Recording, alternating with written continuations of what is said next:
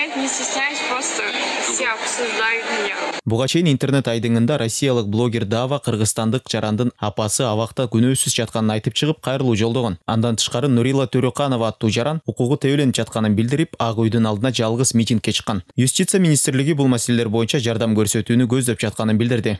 Бул иштер боюнча адвокаттар дайындалынып, администрация аткаруу жазасы тарабынан да иштер кодекстерине киргенге байланыштуу кирип атат, арзия боюнча да. Анын кызы менен дагы блогер Дава мырзанын жардамчысы менен дагы биздин адвокаттар байланышып иштеп атышат.